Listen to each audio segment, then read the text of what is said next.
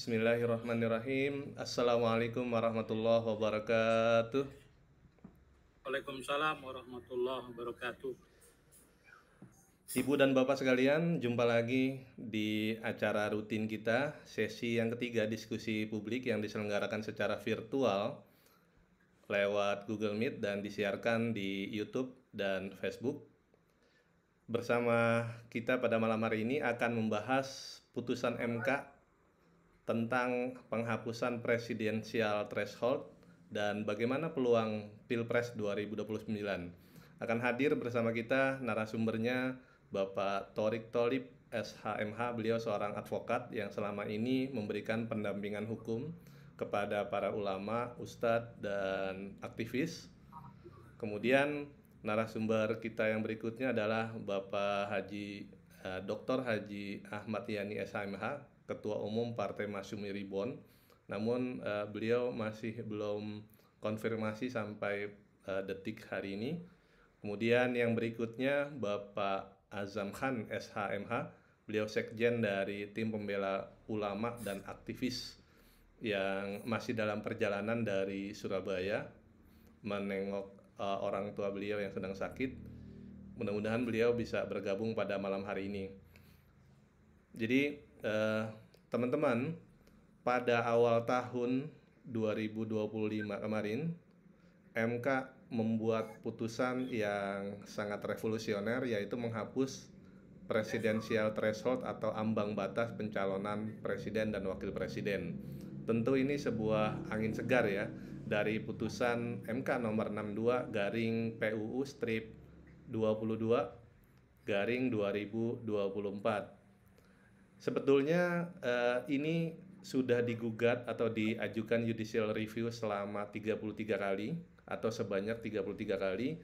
Namun baru kemarin di awal tahun sebagai hadiah mungkin ya yang akan bisa diterapkan nanti di pemilu atau Pilpres 2029.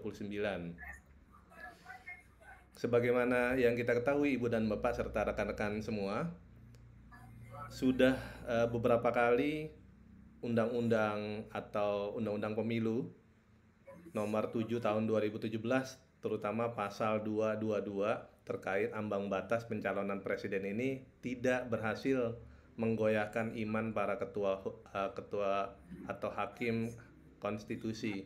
Tapi baru beberapa hari yang lalu syarat untuk mencalonkan calon presiden, calon wakil presiden sebesar 20% atau 25% dari suara sah nasional itu akhirnya bisa dihapus dan nanti aturannya akan dibuat lagi oleh DPR. Memang ada sedikit ambiguitas, kata MK itu jangan terlalu banyak, tapi syarat pencalonan presidennya dihapus. Nah, mudah-mudahan ini bisa dikawal terus oleh masyarakat agar putusan ini bisa terlaksana dengan sesuai harapan dan memberikan banyak pilihan untuk rakyat Indonesia ke depan.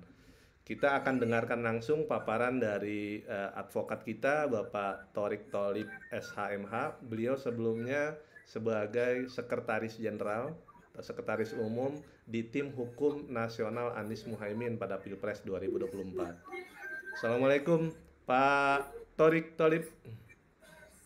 Waalaikumsalam Kak Sulung. Sehat ya? Kabar sehat, alhamdulillah. Pak Thorik, mohon berikan waktu pencerahan dan ilmunya terkait diskusi kita pada malam hari ini. Selamat menyimak Ibu dan Bapak serta teman-teman sekalian. Ya, terima kasih Kang Sulung. Tadi sudah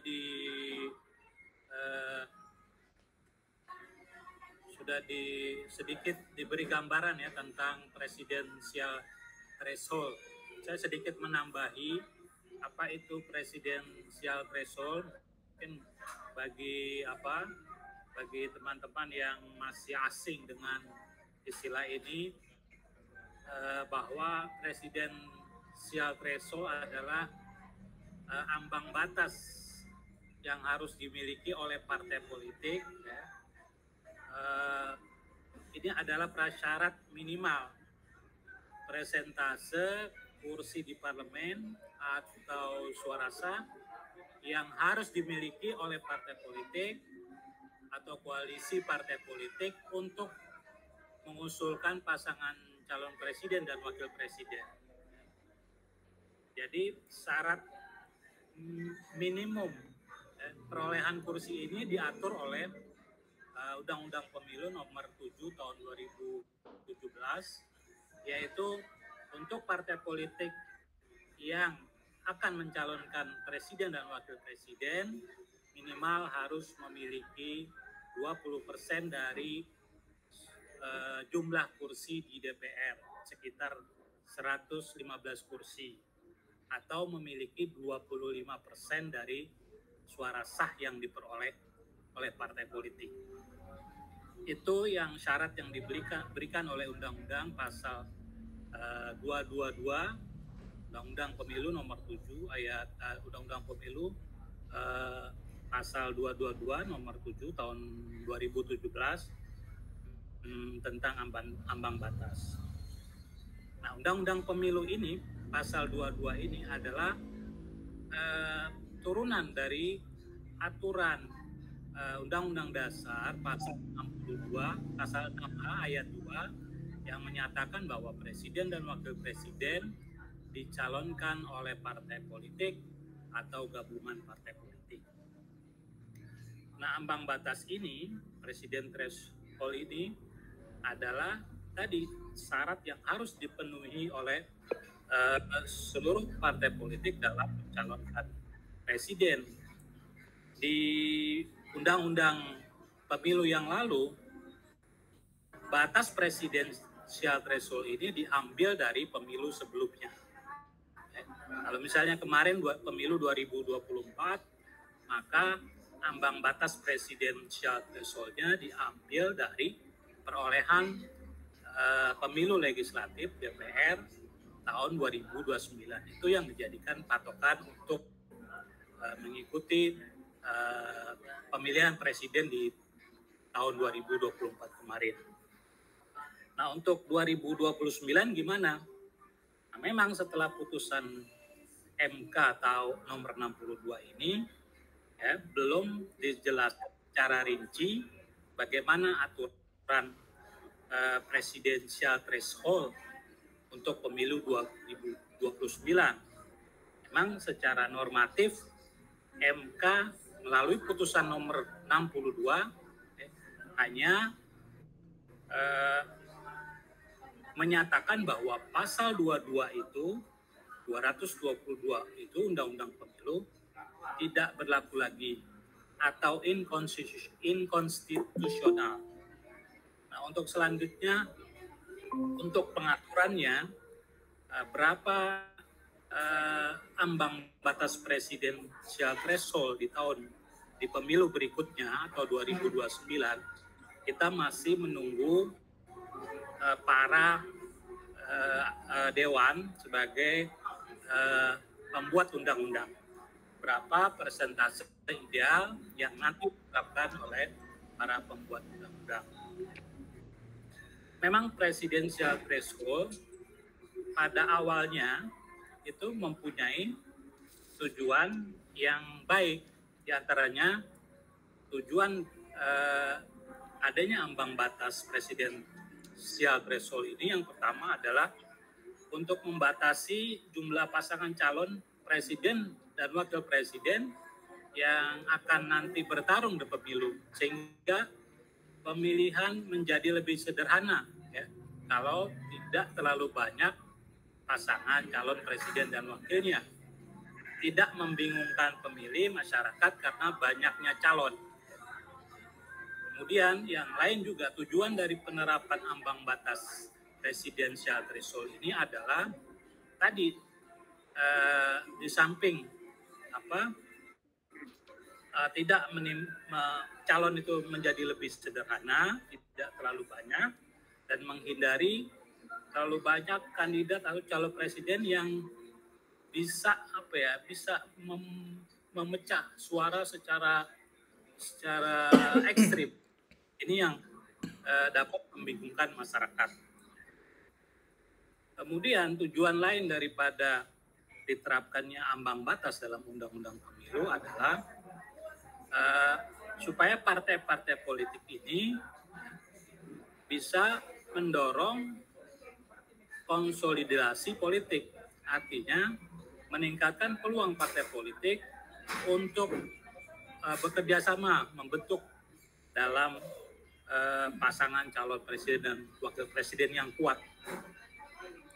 Kalau ada 2 atau 3 pasangan, ya, baik secara masing-masing partai yang memenuhi syarat ambang batas ataupun koalisi, ya, mereka membentuk koalisi, itu diharapkan calon presiden dan wakil presiden yang diusung itu punya lebih kuat gitu dalam konsolidasi politik tadi. Kemudian juga tujuan dari awalnya ambang batas ini diterapkan adalah untuk menjamin stabilitas pemerintahan, memberikan peluang lebih besar bagi presiden yang memiliki dukungan mayoritas di parlemen untuk terpilih, sehingga memudahkan pemerintahan dalam membentuk pelaksanaan kebijakan. Presiden yang punya dukungan kuat di parlemen itu kan otomatis stabilitas pemerintahan lebih kuat. Artinya setiap kebijakan presiden, karena dia mayoritas di parlemen, didukung oleh mayoritas parlemen, ya. Tidak ada hambatan dalam program kerja, kebijakan presiden dihambat oleh partai-partai lain misalnya, karena secara mayoritas dukungan presiden yang besar itu dapat meningkatkan stabilitas pemerintahan. Kemudian juga yang lain dalam maksud diterapkannya ambang batas itu untuk menghindari terjadinya presiden terpilih dari partai-partai yang mungkin kecil-kecil, yang tidak memiliki dukungan parlemen. Nah, tadi itu presiden yang didukung dari partai-partai kecil yang tidak memiliki dukungan parlemen yang mayoritas, itu kan dapat berpotensi menciptakan konflik, ya, antara eksekutif dan legislatif di parlemen. Memang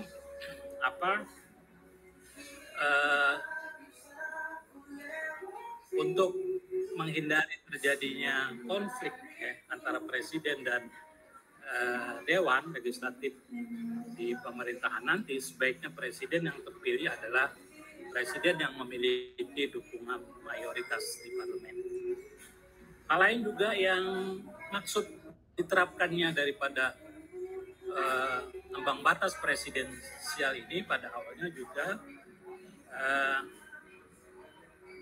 yang terpenting itu, ya, agar partai atau koalisi yang memiliki dukungan hanya koalisi yang memiliki dukungan signifikan yang dapat mencalonkan kandidat, sehingga diharapkan meningkatkan yang terpilih nanti adalah di samping punya dukungan yang signifikan di masyarakat atau di parlemen, itu adalah secara kualitas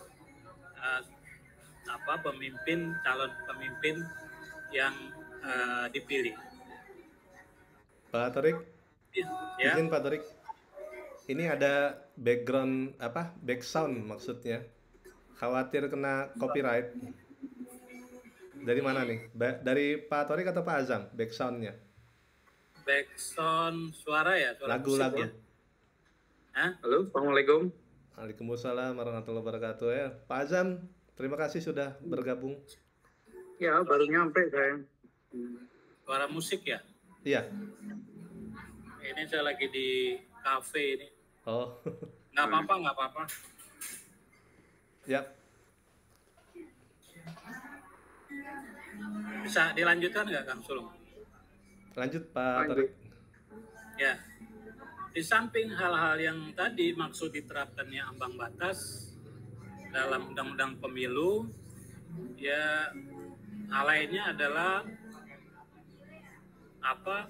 jika memang banyak calon-calon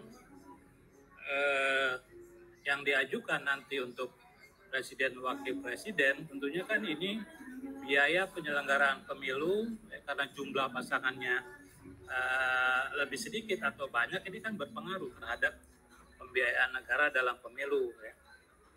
Sehingga kalau calonnya sedikit, itu kan penghitungan anggaran lebih mudah dikelola gitu, anggaran tidak terlalu besar untuk biaya pemilu. Itu yang menjadi pertimbangan atau dasar diterapkannya parlemen threshold di dalam undang-undang pemilu. Jadi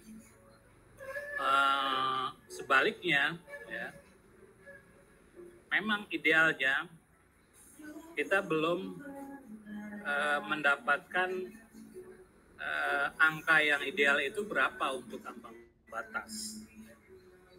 Kalau secara demokrasi, ambang batas yang 0% itu memang secara demokrasi itu kan rakyat memang diberikan kebebasan untuk memilih calon-calonnya secara langsung ya.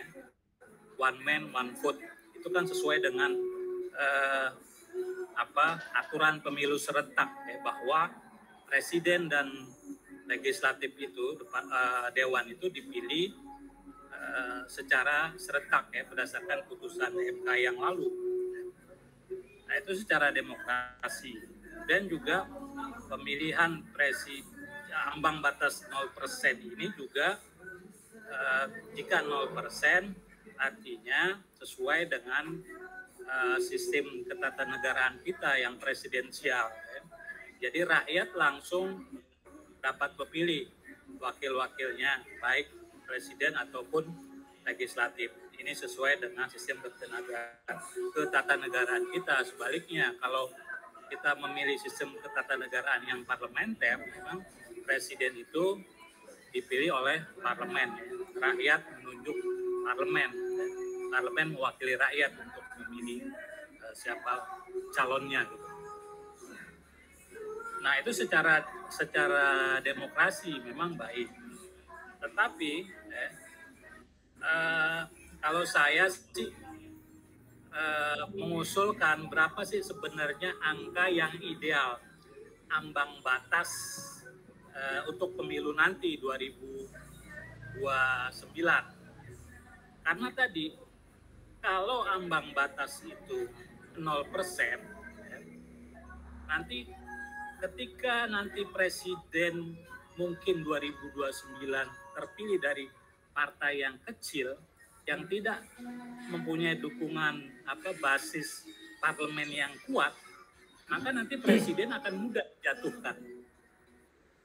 Sebaliknya, presiden yang didukung oleh suara parlemen yang besar itu otomatis presiden juga punya legitimasi yang besar dan dapat dukungan parlemen dalam memberikan kebijakan atau program-programnya di parlemen. Makanya kemungkinan ya kalau sejak putusan MK nomor 22 ini ya memang partai-partai kecil memang senang ya, euforia. Tapi ya itu kan harus diimbangi juga dengan perolehan suara dari para pemilih gitu kan. Jadi partai-partai kecil jangan mau enaknya aja gitu. Kalau misalnya nanti ambang batas presidensial threshold 0%, apakah itu otomatis bahwa peserta partai pemilu yang lolos verifikasi itu bisa mencalonkan presiden? Belum tentu. Karena nggak mungkin deh partai-partai besar itu yang sejak lama berjuang gitu kan, mengumpulkan konstituennya, memperoleh hasil yang di atas 10% kursi atau perolehan suara yang banyak itu rela ikhlas kalau ambang batas itu 0%. Saya rasa nggak mungkin. Pasti mereka akan bertahan di angka 10% gitu, mengimbangi suara perolehan mayoritas partai politik sekarang. Dan kalau tidak salah itu dari 12 partai politik kemarin 2024 itu kan hampir separuh lebih itu memperoleh suara sekitar 7% ya, perolehan. Sedangkan partai-partai yang kecil-kecil itu yang di bawah 1% itu kan terutama partai-partai yang baru itu agak lumayan ya, hampir sepertiga. Artinya untuk kalau saya mengusulkan untuk lebih idealnya itu kalau nanti ambang batas kembali diatur oleh parlemen ya di angka 5-10% atau 4% disesuaikan dengan parlemen threshold yang 4% itu diparalelkan. Jadi baik presidensial threshold atau parlemen threshold itu diparalelkan dengan 4% gitu, sama-sama presiden dan parlemen threshold. Nah ini supaya apa? Supaya menjaga nanti ya, apabila presiden yang terpilih memang mempunyai dukungan yang kuat di parlemen, artinya stabilitas pemerintahan politik bisa terjaga, tidak menimbulkan kegaduhan di parlemen karena presiden baru yang terpilih yang dari partai kecil itu ternyata banyak gangguan di parlemen karena mayoritas parlemen dikuasai oleh partai-partai besar. Jadi fragmentasi politik itu nggak terjadi, polarisasi di masyarakat juga nggak terjadi. Kalau presidennya banyak, calonnya itu menimbulkan polarisasi, pecah belah masyarakat yang semakin banyak, semakin banyak. Baik fragmentasi politik di dewan ataupun di masyarakat, kalau presidennya, calon presidennya lebih dari 5 pasang misalnya, atau setiap partai politik yang baru, yang peserta partai politik pemilu yang baru bisa mencalonkan presiden, itu nggak bisa dibayangkan bagaimana nanti kalau ada 30 partai politik peserta pemilu. Kalau 0%, kira-kira apa 30 calon presiden itu kan kacau juga kan? Ya itu menimbulkan polarisasi di masyarakat, rakyat berpecah belah, yang satu dukung ini, yang satu dukung itu, sehingga stabilitas politik itu jadi semakin ruwet gitu karena tadi polarisasi. Itu kan juga bisa ya macam-macam implikasinya kan, menimbulkan instabilitas ya baik di pemerintahan atau di masyarakat gitu kan. Terus pemilu biaya besar kalau calonnya terlalu banyak. Terus ya tadi yang saya sebutkan rendahnya legitimasi pemimpin yang terpilih dari partai-partai yang kecil. Saya kira itu jadi banyak sekali kelemahan kalau kita menganut ambang batas presiden threshold itu 0%. Semoga nanti ya hitung-hitungan parlemen ini atas penyempurnaan atau revisi undang-undang pemilu yang baru dibatalkan, undang-undang pasal 22 nomor 7 tahun 2017 itu bisa memunculkan ambang batas presiden threshold yang ideal, yang rasional, tidak terlalu tinggi seperti lalu-lalu 20% ataupun 0%. Ya. Sebaiknya kalau saya usul ambang batas yang ideal itu sesuai dengan parlemen threshold 4% minimal. Ya. Saya kira itu, Kang Sulung. Ya, terima kasih. Baik, Pak Tholib SHMH, terima kasih untuk pemaparannya. Ibu dan Bapak, itu tadi penjelasan dari Pak Thorik terkait presidensial threshold 0% itu mungkin akan menimbulkan instabilitas dari sisi pemerintahan. Tapi apakah begitu? Kita akan dengar pemaparan dari Bapak Azam Khan, SHMH, beliau sekjen dari tim pembela ulama dan aktivis. Dan kita juga doakan, mohon perkenannya karena orang tua beliau dalam kondisi tidak sehat. Beliau dari perjalanan Surabaya ke Jakarta untuk mengikuti dan memberikan pencerahan pada malam hari ini. Semoga ibunda beliau segera pulih dan kembali seperti sedia kala. Amin ya rabbal alamin. Ya. Bapak Azam Khan, mohon berikan pencerahan, ilmu, dan waktunya pada malam hari ini. Ibu dan Bapak selamat menyimak. Ya, baik. Kebetulan yang lagi diuji sama Allah itu adalah Abah. Oh, ya. Mohon maaf. Kamu sih sudah keliru. Sudah agak lumayan, Abah ya, 85 tahun dia. Jadi gini, tadi sudah dijelaskan oleh Al-Mukarramah Bapak Thorik, panjang dan lebar. Dia malah meragukan putusan MK. Memang harusnya salah satu hakim itu hilang, Thorik yang masuk satu hakim. Jadi pas itu. Supaya dissenting opinion itu berlanjut bagus gitu loh. Tapi paling tidak begini, saya kira ini bentuk demokrasi baru. Memang iya, pasal 222 nomor 7 tahun 2017 itu ambang batas itu kan dianggap cukup berat lah ya. Karena cukup berat, maka terjadi polemik yang berkepanjangan. Nah, polemik itulah banyaknya parpol-parpol baru yang gugur. Tentu itu. Tentu parpol-parpol yang sudah banyak sekali memiliki keuangan, banyak sekali memiliki jaringan, network, mereka yang bisa bertahan hidup untuk presidensial threshold tersebut 20%. Tapi saya malah begini, dalam putusan MK 22 ini ada kecurigaan yang menurut pendapat saya. Kecurigaan ini biasalah si raja cawe-cawe itu, karena kebetulan khawatir anak satunya juga mau dinaikkan gitu lah untuk kompetisi 2029. Makanya dijadikan 0%, 0% supaya menyiapkan segala amunisi untuk tahun 2029. Nah, itu salah satunya pikiran saya. Tapi pikiran yang lain, ini sudah hidup kedemokrasian ini. Di alam konstitusi ini sudah hidup demokrasi ini.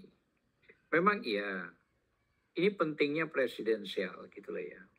Jadi hak rakyat itu walaupun kondisi parpolnya itu tidak memenuhi syarat yang awalnya sesuai dulu yang ada nomor 7 tahun 2017, sekarang merasa dengan putusan MK 22 itu 0%, 6% dia bisa mencalonkan.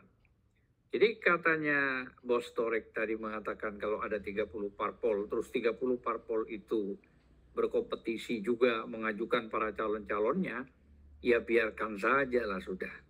Silakan saja, misalnya Partai Umat yang mau dicalonkan, Bang Herman Gadir misalnya, terserah, nggak apa-apa.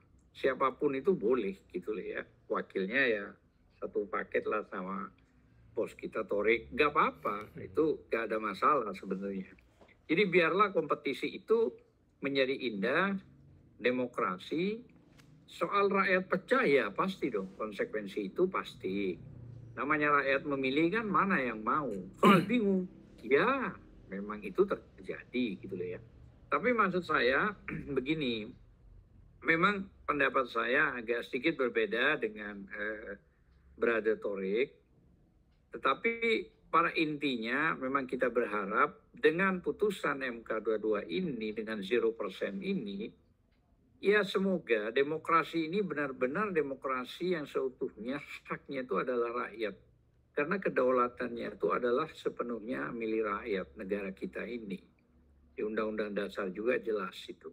Jadi biarkan saja berkompetisi. Selama ini kan dirajai oleh mereka-mereka yang memiliki fasilitas keuangan yang network, yang link dan besar sekali.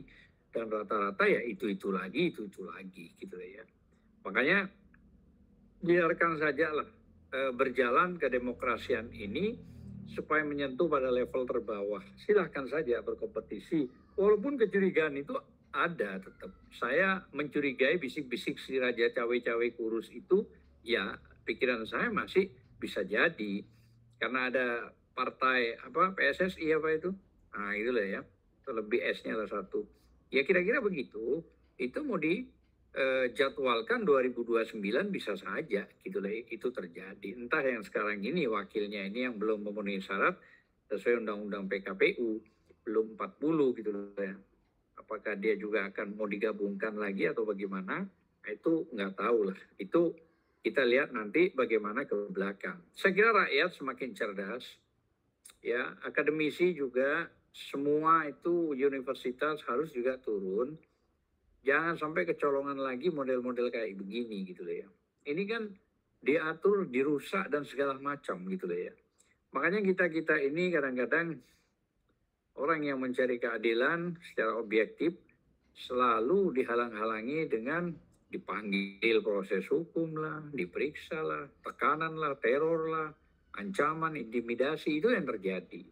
Jadi sekali lagi ya sudah, ya selamat tinggal. Nomor 7 tahun 2017 pasal 2222 itu atas putusan MK itu kan berlaku final and pending gitu ya.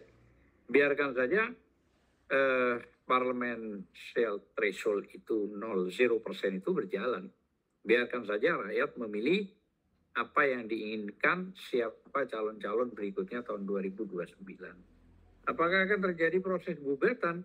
Semua akan bisa terjadi walaupun berlaku final and pending. Ya seharusnya itu sudah selesai, tapi akan kadang-kadang ada saja yang mau mengajukan gugatan. Ya saya kira, saya dengar informasi tapi nggak jelas katanya Pak Torik mau mengajukan. Saya nggak tahu apakah sudah disusun untuk mengajukan ulang kembali itu untuk 4 atau 5%. Mungkin itu aja pendapat saya. Terima kasih. Wassalamualaikum warahmatullahi wabarakatuh. Waalaikumsalam warahmatullahi wabarakatuh. Terima kasih Pak Azam Khan untuk pemaparannya.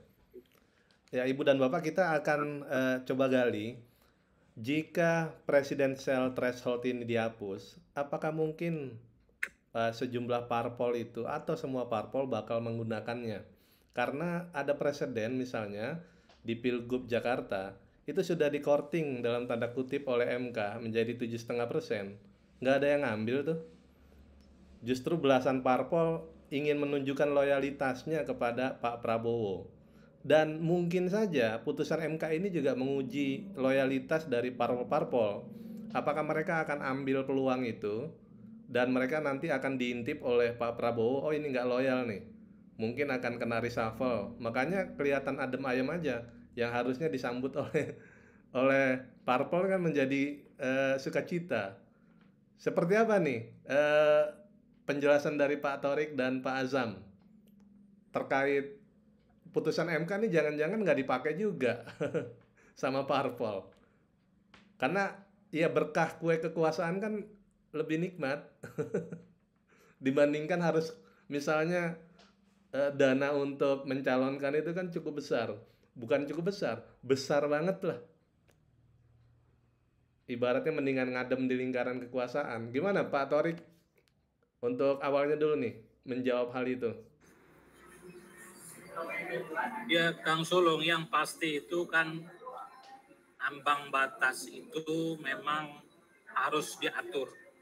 Jadi MK juga kan memberikan dalam amar putusannya kan memberikan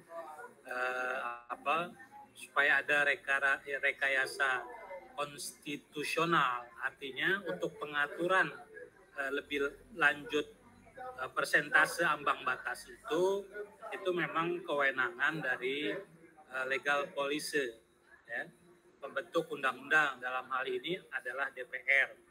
Jadi bukan berarti serta-merta bahwa ambang batas itu 0%. Itu masih nanti menunggu dari aturan selanjutnya oleh DPR merevisi pasal 22 itu. Tapi saya begini, kalau pendapat saya, saya bukan tidak setuju dengan ambang batas 0%. Kalau ambang batas 20% itu memang terlalu besar ya. Kita udah ini adalah pengalaman ya, bahwa dominasi partai-partai besar itu luar biasa ya dalam mempengaruhi calon gitu kan. Itu luar biasa. Artinya rakyat tidak diberikan kebebasan untuk memilih siapa calon presidennya. Yang 20% itu memang terlalu berat ya. Banyak di negara-negara di luar itu nggak ada ambang batas sebesar itu 20%. Coba kalau kita baca-baca tentang ambang batas di negara lain itu, ada misalnya di Amerika Latin, di Brazil, di Peru, di beberapa negara Amerika Latin yang mempunyai partai politik lebih dari 30, ambang batasnya hanya sekitar 5% kok.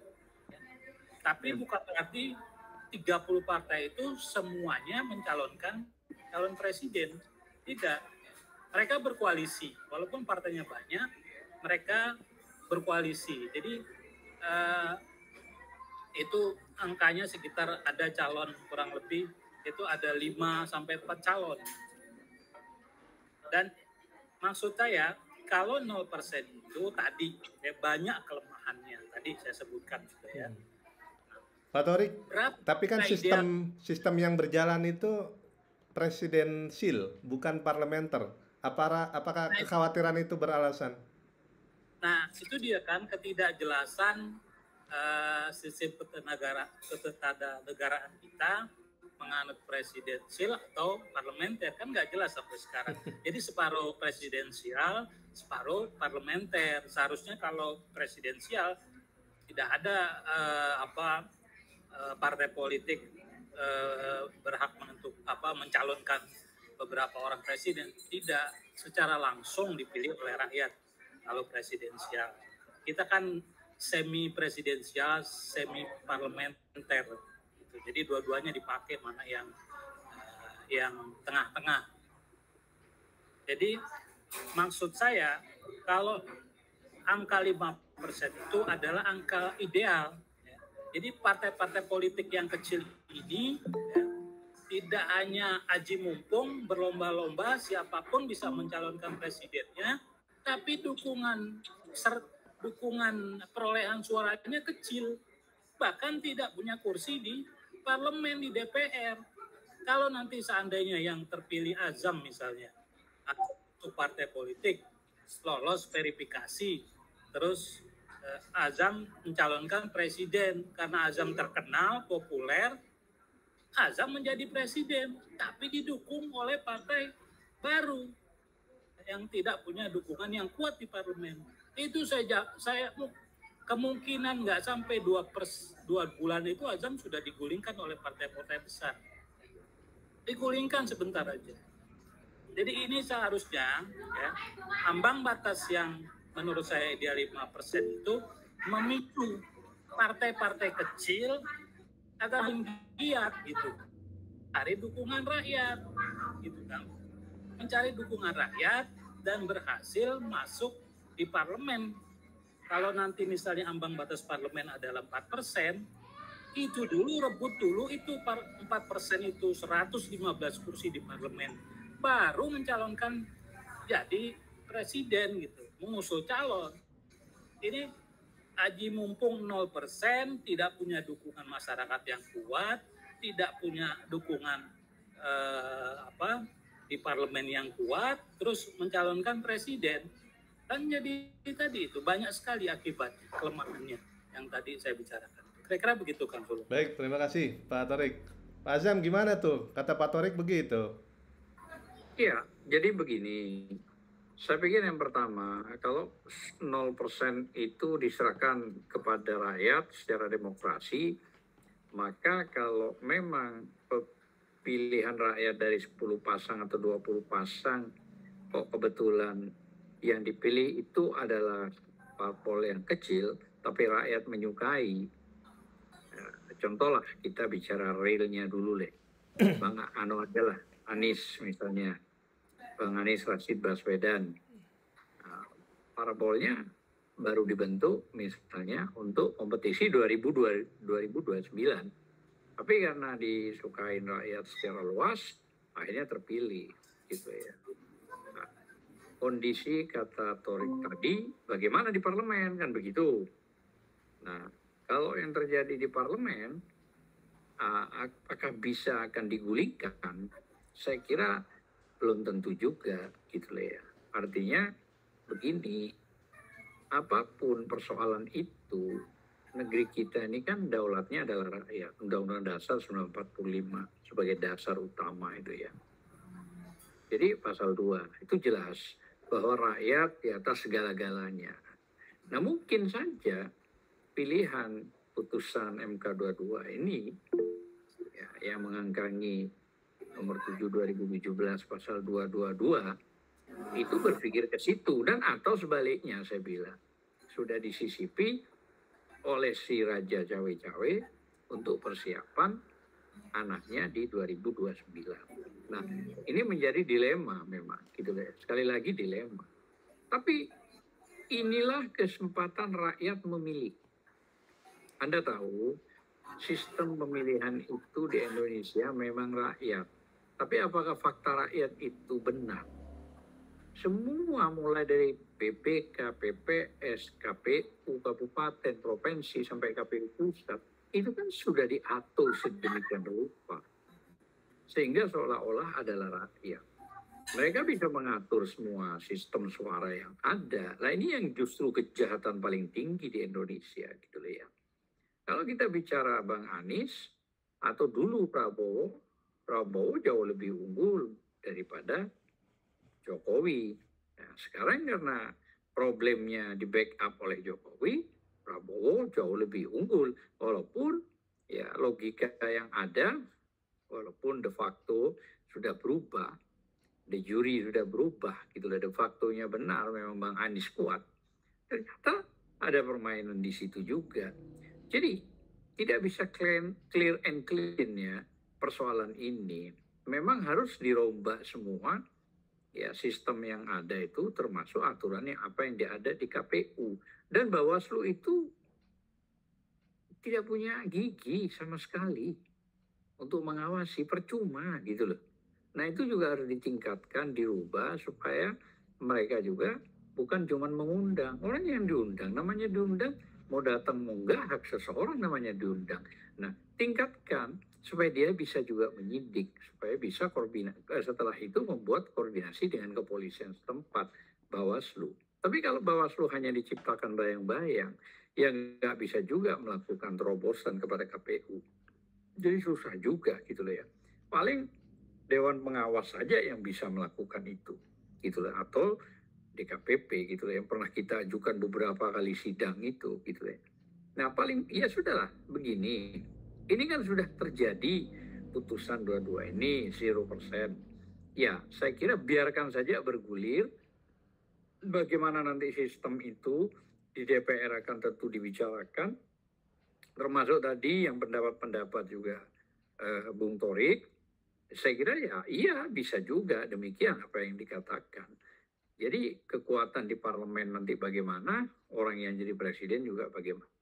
Tapi kembali lagi kalau menurut saya, sesuai Undang-Undang Dasar 1945 pasal 2, memang daulatnya itu adalah rakyat. Nah mungkin putusan ini dikembalikan kepada rakyat. Saya kira itu aja. Ya, Pak Azam, Terima kasih. untuk menjawab kedaulatan rakyat itu betul-betul eksis ya, apakah untuk menyambut presidensial threshold yang dihapus ini, setiap parpol itu mesti membuka ruang, membuka konvensi lah untuk menjadi capres cawapres? Kan Indonesia ini terlalu besar untuk menyajikan 2, 3, 4, 5 pasang calon kan. Sementara jumlah provinsinya ada 38 misalnya. Kalau setiap parpol membuka konvensi kayak gitu, itu bisa menjawab gak sih kedaulatan rakyat itu memang dipenuhi dan difasilitasi oleh parpol untuk menyambut dihapusnya PT 20% itu. Gimana Pak Azam? Iya, makanya begini loh. Mereka ini kan sudah mendapatkan keuntungan yang luar biasa. Rakyat ini kan ditunggangi, hanya namanya rakyat. Nah sekarang saat terjadi begini mereka kebingungan. Dengan ada putusan 0% atau 0% di dua MK ini. Nah saya pikir biarkan saja ini berjalan, mengalir gitu loh. Nah kita mau melawan apa? Apakah kita akan melawan 0% itu bertentangan dengan demokrasi? Ya enggak tuh. Tidak bertentangan gitu loh ya. Nah, kalau Anda berpikir soal masalah bagaimana penataannya bagi parpol dengan 38 provinsi, ya biarkan saja mereka yang ngerti, mereka yang berkompetisi nanti, gitu loh ya. Jadi kita juga tidak bisa menjawab bahwa wah nggak bisa begitu, wah nggak bisa begini, biarkan saja. Apa yang akan terjadi dengan 0% tersebut, ya biarkan saja. Ini kan demokrasi baru namanya. Artinya kalau yang terjadi sudah ditentukan dengan putusan final and binding, ya sudah, ikutin saja gitu loh ya. Karena ini terus terang aja, apakah ini bentuk hadiah untuk rakyat dari MK, 9 hakim yang di MK atau dissenting opinion, tapi yang mayoritas memutus 0%, biarkanlah hadiah ini untuk rakyat. Walaupun saya mencurigai gitu loh ya, yang kurus ini masih juga melakukan proses cawe-cawe ini untuk persiapan yang anaknya ini di 2029. Tapi saya yakin tidak mudah juga. Karena ini akan melawan kekuatan yang luar biasa.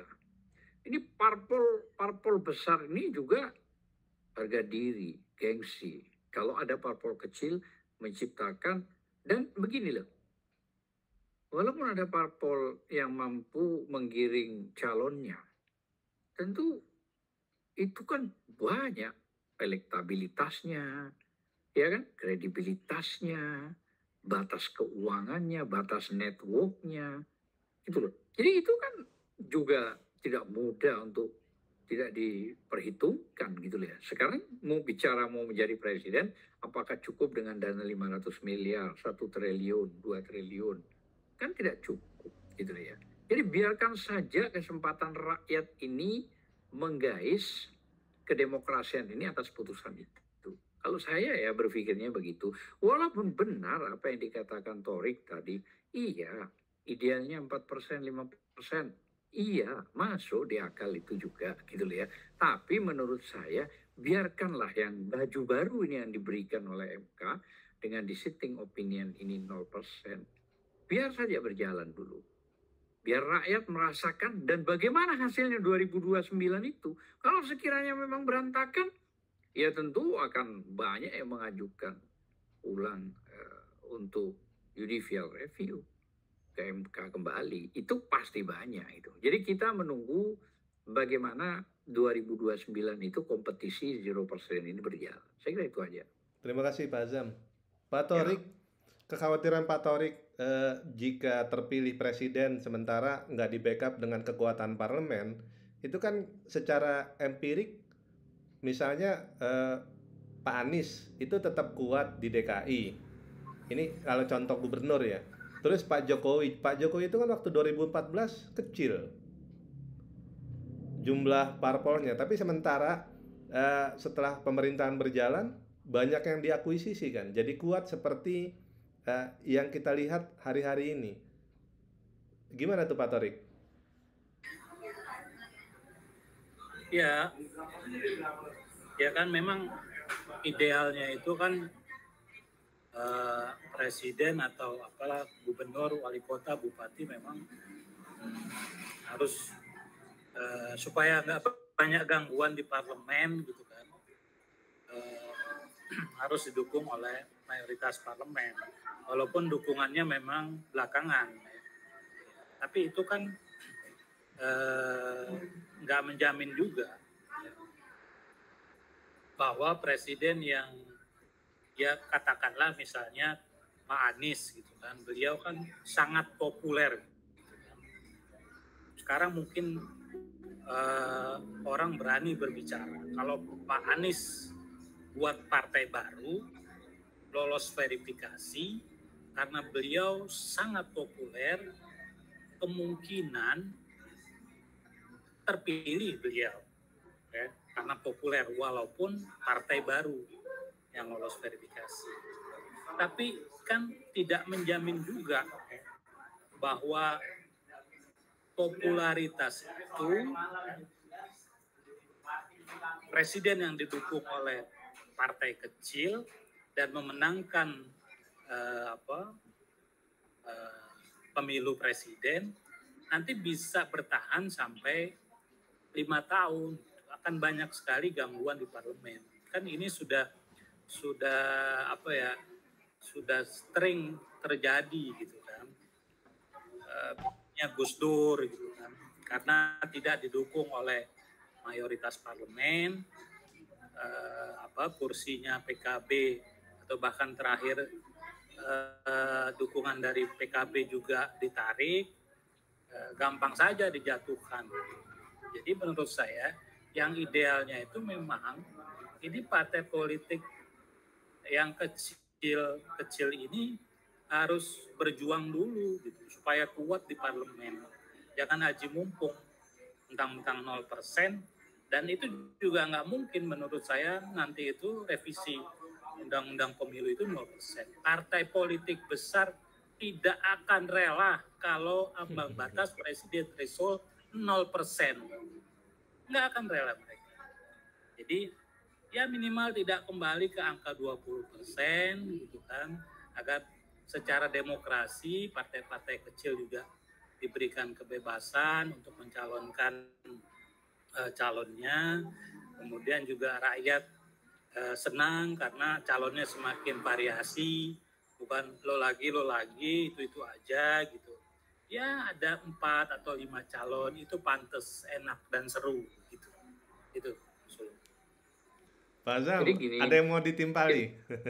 Jadi gini, kalau saya pendapat 3 presiden itu dijatuhkan itu karena melanggar konstitusional maupun pidana. Seperti contoh Pak Karno. Pak Soekarno dijatuhkan karena memang hak konstitusionalnya itu dilanggar. Nah, kalau kita bicara Soeharto, karena dituduh dia melakukan tindak pidana korupsi. Makanya terjadi proses yang namanya impeach, atau sebelum impeach rakyat yang menjatuhkan. Itu fakta. Nah, kalau kita bicara Gus Dur menerima uang hibah dari Brunei, waktu itu yang Gus Dur mengatakan saya tidak tahu, ya karena tidak melihat, kan begitu. Nah, itu juga diberhentikan. Namun, kalau yang terjadi 0% kembali kepada Bang Anies misalnya yang menjadi presiden, walaupun parpol baru dan parpol tersebut memang akses persentasenya itu tidak cukup kuat, selama Bang Anies tidak bisa dibuktikan melanggar hak konstitusi dan pidana, ya, maka bagaimana cara mengimpeachmentnya? Coba dari mana? Pintu mana yang akan dimasukkan itu? Paling ya yang diganggu adalah kebijakan-kebijakan. Tapi hak prerogatif presiden itu memenuhi syarat untuk melawan itu semua, gitu ya. Kalau saya, ya kalau bicara khawatir tentu namanya gangguan pastilah ada, gitu ya. Gangguan itu jangankan kita bicara parlemen, kadang-kadang tetangga kita aja ada janda muda yang cantik aja ganggu kok, kadang-kadang lewat agak mini sedikit, terganggu juga kita. Biasa itu, gangguan-gangguan begitu tuh biasa. Tapi maksud saya, selama dia tidak melanggar hak konstitusi, selama dia juga tidak bisa dianggap melakukan hak perbuatan pidana, ya saya kira sulit juga dilakukan impeachment. Walaupun walaupun 0% itulah awal mula misalnya Bang Anies Baswedan atau tokoh yang populer lah siapa saya nggak tahu nanti muncul itu dijatuhkan, sulit juga gitu ya. Kalau mengacu kepada 3 presiden yang kita tahu gitu ya selama ini gitu ya. Pak Azam, saya kira itu aja. Pak Azam kok kayaknya yakin banget Pak Anies bikin partai? Bukan, ini kan sebenarnya sebuah rival contoh saja yang artinya enggak, maksudnya yang pasti-pasti aja lah. Kan sampai ya, berakhir 2024 nggak kelihatan gelagatnya. Bukan, contoh ini, karena kan saya tidak membawa nama yang lain, nama Bang Anies, walaupun awal mulanya kan Bang Torik yang saya bawa, tapi hanya satu kata. Tapi kalau Bang Anies kan sudah berulang-ulang kata saya bicara di kamera ini. Jadi kalau saya yakin, kenapa saya yakin? Karena memang Bang Anies bersih, ya faktanya 19 kali diperiksa atau Formula E juga, walaupun diperintah sama si urus itu nggak bisa tembus kok, gitu loh ya. Bahkan yang lain juga begitu. Berarti kan butuh pemimpin yang benar-benar bijak, objektif, dan memang pro pada rakyat. Dan negara kita ini memang sudah berantakan, apalagi 10 tahun ini. Luar biasa. Anda tahu kemarin kita ini mengajukan OCCRP ke KPK tentang korupsi-korupsi yang diindikasikan terhadap Jokowi. Kita bawa semua, artinya bukti-bukti pendukung walaupun nanti dikesampingkan, saya ngerti soal itu. Ujung-ujungnya apa? Ya, saya sudah mulai bisik-bisik, ya hari Kamis ini ada panggilan ke Mabes. Nah, sudah kita jalani apapun alasan itu, gitu loh ya. Tidak ada masalah, gitu loh ya. Saya kan nggak ngerti, cuman dipanggil katanya apakah untuk jamuan makan, kan saya nggak ngerti juga, gitu loh. Nah, saya pikir ini penting untuk mencari figur yang bersih, yang clear and clean, walaupun kita tahu manusia pasti ada dosa. Tapi fakta-fakta Anies ini masih teratas, gitu loh ya. Jadi sampai sekarang Bang Anies itu masih teratas kondisi fairnya, gitu loh ya. Kondisi baiknya, gitu loh ya. Dan dukungan masyarakat secara luas itu bukan cuma di ibu kota. Ada bukti yang lebih real, 14 parpol yang mendukung si Ridwan Kamil. Coba, begitu Pramono datang kepada Bang Anies bersuara beberapa kali. Ya, Abah, anak Abah, langsung meluncur. Buktinya kalah. Ya, Pramono juga harus berterima kasih itu juga PDI, bukan sekedar cuma berterima kasih gitu. Artinya peran Anies di sini kuat gitu loh, sangat dahsyat, bisa mengalahkan. Tinggal berapa menit lagi Kang Sulung? Ya, saya kira cukup itu. Tengah jalan. Sudah cukup. Baik. Oke. Terima kasih Pak Azam. Ya, Ibu dan Bapak serta teman-teman sekalian, kita sudah ada di penghujung diskusi. Kita akan dengar pernyataan penutup dari Pak Thorik Tholib SHMH, kemudian dari Pak Azam Khan SHMH terkait diskusi kita pada malam hari ini, presidensial threshold 0% dan peluang Pilpres 2029. Silakan Pak Thorik Tholib. Ya, kalau saya nanti mengusulkan kalau ada memang calon yang baru, calon presiden yang sangat populer, yang dikenal oleh masyarakat, dia mencalonkan kembali tahun 2029, dia harus dicalonkan oleh partai politik yang kuat, baik partai politik yang mandiri, yang perolehan suaranya lebih dari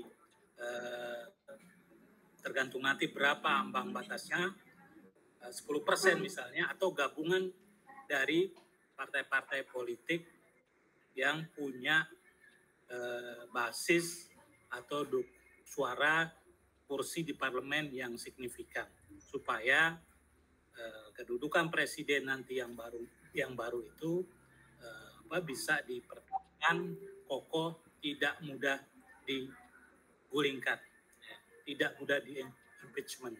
Jadi sebaiknya yang mendukung paslon yang baru itu adalah bukan partai yang baru, tapi partai yang lama yang mempunyai kursi yang signifikan di parlemen.